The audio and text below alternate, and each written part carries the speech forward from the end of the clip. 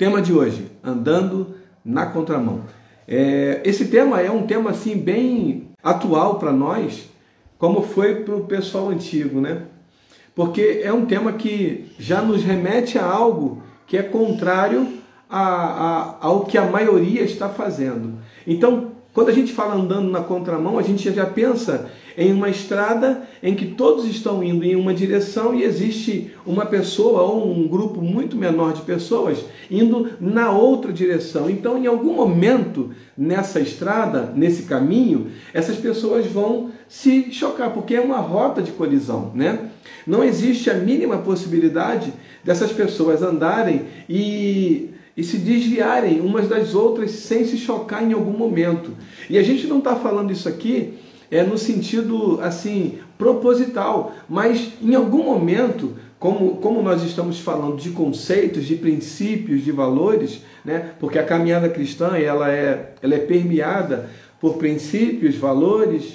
Então, em algum momento, os princípios que eu considero importantes para a minha vida, para a minha família, os valores que eu considero importantes para a minha vida, para a minha família, eles vão entrar em uma rota de colisão com os valores e princípios que a sociedade, de um modo geral, considera importante ou corretos para que eles possam seguir. Então, quando a gente fala de contramão, a gente já imagina essa cena, né? O Maracanã cheio, lotado, saindo, e uma pessoa querendo entrar, ou vice-versa. O Maracanã tendo uma pessoa querendo sair e um monte de pessoas, né? O Maracanã querendo entrar, as pessoas querendo entrar dentro do Maracanã. Então, nós imaginamos esse caminho, em algum momento vai ter um conflito, vai ter um choque, porque são situações que todos nós vamos viver em algum momento da nossa vida, seja no trabalho, seja na faculdade, seja na família. Alguns vivem na família. E aqui só um parênteses, é ruim quando isso acontece na família, porque a família é um lugar onde nós nos sentimos seguros, onde nós queremos estar mais tempo. E quando há essa divergência, quando há esse conflito, aí há uma instabilidade, né? Há um desconforto entre as pessoas da família. Então isso não é muito legal. Mas é possível que aconteça em algum momento o choque de valores, de opiniões, e esse choque é normal, é previsto, porque Jesus, ele previa isso aqui para os discípulos. Isso não é uma coisa assim que aconteceu, assim, por acaso, aconteceu sem querer, Jesus falhou e aí, não. Isso é uma coisa absolutamente normal na nossa caminhada cristã. Em algum momento a gente vai se deparar com uma situação que vai nos obrigar a ter um posicionamento e esse posicionamento vai nos levar a um choque, porque as pessoas, ou a maioria das pessoas, elas pensam diferente de nós que servimos a Deus. Então Jesus, ele disse aqui, em primeiro, né, uma coisa assim um texto muito conhecido, que é João, capítulo 16, versículo 33. Esse texto é extremamente conhecido. Diz assim: tenho-vos dito isso para que em mim tenhais paz. No mundo tereis aflições, mas tende bom ânimo, eu venci o mundo. Então, Jesus estava ensinando aqui para os discípulos e para as pessoas ao redor que em algum momento eles teriam aflições, porque estavam vivendo no mundo, e esse contexto, não só aquele, mas o nosso contexto também, ele é impregnado de valores que contrariam os nossos valores, ou que entram em choque com os nossos valores. E por isso, em algum momento, nós teríamos aflições. Aflições aqui, naquele contexto, seriam dificuldades mesmo, seriam situações assim, bem adversas, por causa dos valores que eles acreditavam ser o certo, e eles pregavam isso. Então, Jesus estava já dizendo para eles que no mundo eles teriam aflições. Mas aí ele continua no mesmo texto dizendo assim: para que em mim tenhais paz. Ou seja, antes dele dizer no mundo tereis aflições, ele disse para que em mim tenhais paz. E por que era importante ter paz em Jesus? porque ele disse, né, a paz que o mundo dá, nós sabemos disso, é a ausência de guerra. Essa paz que Jesus dá, não. É no meio do conflito, no meio do furacão, no meio da guerra, você consegue ter paz no seu coração. E aí Jesus estava dizendo, eu tenho-vos dito essas coisas para que em mim tenhas paz. Então, não era surpresa, não era algo que não era para acontecer, mas eles teriam, em algum momento, uma situação adversa. Uma outra coisa que ele disse aqui, no finalzinho aqui, mas tem de bom ânimo, eu venci o mundo. Então, eu e você vamos caminhar, em algum momento vamos ter aflições, em algum momento vamos ter adversidades, em algum momento vamos estar numa rota de colisão, né? Num conflito de verdade, mas eu tenho que ter paz porque Jesus venceu o mundo. E se ele venceu o mundo e ele disse que estaria comigo, então eu também vou vencer. Note, não é vencer todas as batalhas, vencer todas, não, mas eu vou vencer. Eu vou vencer. Jesus está comigo. E um outro texto que ele também usa, está aqui, ó, capítulo 17, mesmo livro, João, capítulo 17, no versículo 15 e 16. Não peço que os tireis do mundo, mas que os livres do mal. Não são do mundo, como eu também não sou. Então, Jesus já estava dizendo para eles, orando ao Senhor, não peço que o Senhor, Deus, tire eles do mundo, mas que apenas livre eles do mal. Porque eles não são do mundo, assim como eu também não sou. Então, aqui eu já aprendo uma coisa. Eu e você somos cidadãos celestiais, vivendo uma experiência terrena. Então, em algum momento, nós vamos viver conflitos, nós vamos ver adversidade, mas Jesus vai nos guardar do mal. E um texto clássico, e um texto que eu amo, um texto que é assim, para nós, tem que ser tem que estar gravado na tábua do nosso coração, porque esse texto, ele fala exatamente disso que nós estamos tratando aqui, andando na contramão. Então, quando nós olhamos para a vida do apóstolo Paulo, nós entendemos que ele foi um homem que andou de fato, né, de verdade, na contramão de tudo aquilo que a sociedade pregava. Paulo, ele foi um homem que considerou a sua vida como não tão importante para que ele vivesse o evangelho proposto por Jesus. Então, ele não considerava a sua vida alguma coisa, coisa alguma, porque ele considerava fazer a vontade de Deus, viver em Cristo, muito mais importante. E ele escrevendo à igreja de Roma, ele deixa aqui um texto assim extremamente importante. Até o versículo, ou melhor, até o capítulo 11, ele colocou muitas teorias para que os irmãos de Roma pudessem seguir, pudessem caminhar. E aqui, nesse pedaço, no capítulo 12, ele começa a convocar os irmãos de Roma para a prática, a fazer aquilo que era necessário. E ele começa assim, livro de Romanos, capítulo 12. Eu vou ler só o versículo 1 e o 2. Diz assim, a palavra do nosso Deus eterno. Rogo-vos, pois, irmãos, pela compaixão de Deus, que apresenteis o vosso corpo em sacrifício vivo, santo e agradável a Deus, que é o vosso culto racional. Versículo 2. E não vos conformeis com este mundo, ou com este século, dependendo da versão, mas transformai-vos pela renovação do vosso entendimento, para que experimenteis qual seja a boa, perfeita, agradável vontade de Deus. Então o apóstolo Paulo, ele começa dizendo, rogo-vos, ele estava pedindo, é um pedido, é um pedido muito grande, que os irmãos de Roma apresentassem o corpo deles como sacrifício vivo, santo e agradável a Deus, que era o culto, porque anteriormente o culto para os judeus era feito no templo, no tabernáculo, e agora, a partir de Jesus, ele é feito no templo, no tabernáculo. Nós somos tabernáculo de Deus, nós somos morada do Espírito Santo, então o culto é aqui, o apóstolo Paulo estava sugerindo, orientando os irmãos de Roma a não viver outro sacrifício, porque é bem provável que eles praticavam sacrifícios, até mesmo humanos.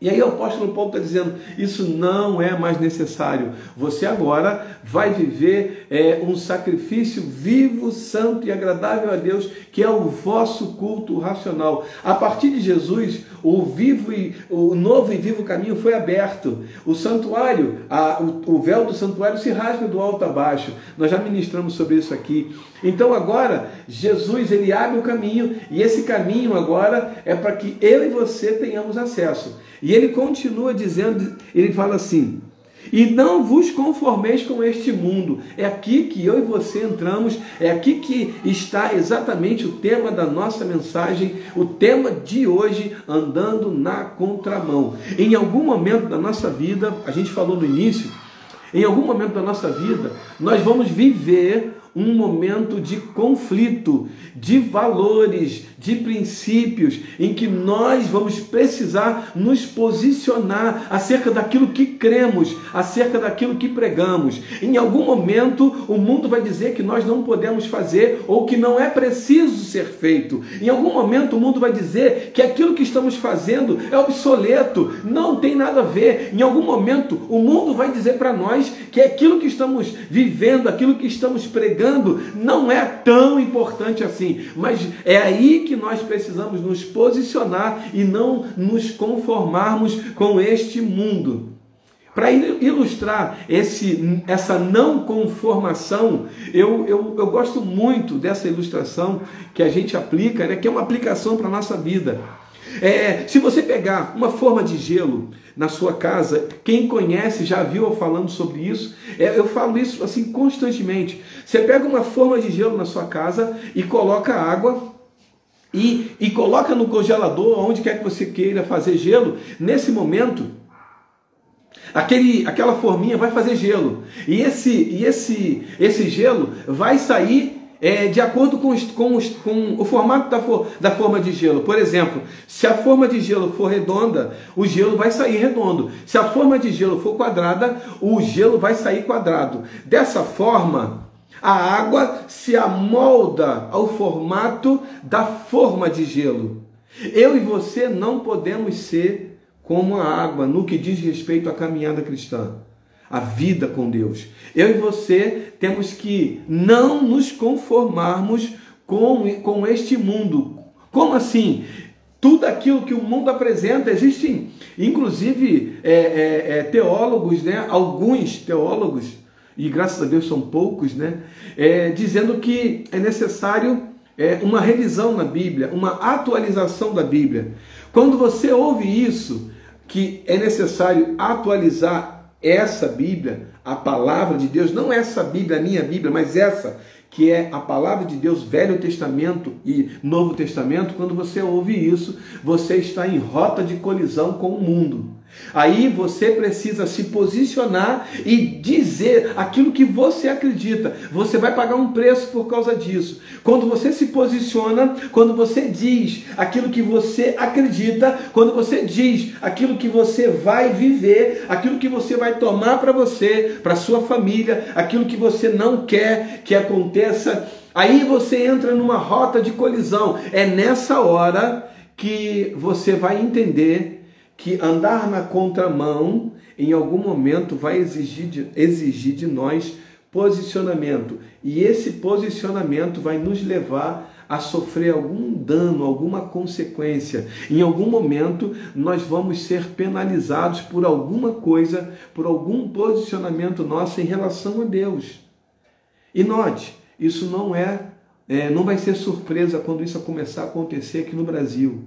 Graças a Deus, aqui no Brasil, são poucos os eventos em que nós observamos quando alguém foi penalizado por alguma situação. São poucos os eventos, existem, mas eles são tratados assim no campo da liberdade religiosa. E aí, rapidamente, aquilo é sanado, apesar de ter um dano para quem está sofrendo, mas é rapidamente sanado, porque a Constituição nos garante o direito de expressar a nossa fé, a nossa religião, né? Assim como todos os outros. Dessa forma, aqui no Brasil ainda é alguma coisa muito branda, mas em algum momento, não se surpreenda, se isso acontecer, é em que nós entrarmos numa rota de colisão com os nossos valores ou com os valores do mundo, da sociedade de um modo geral. Quando alguma lei criada, algum decreto, alguma situação criada,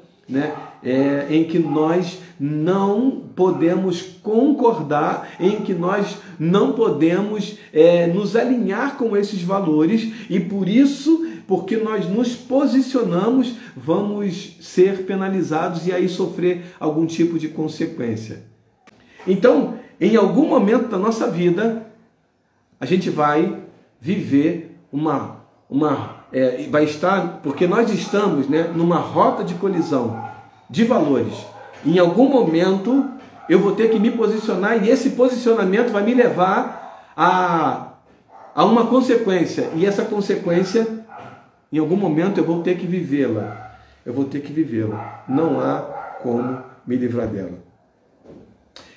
O apóstolo Paulo foi um homem que viveu de verdade na contramão. E por viver na contramão, ele sofreu consequências.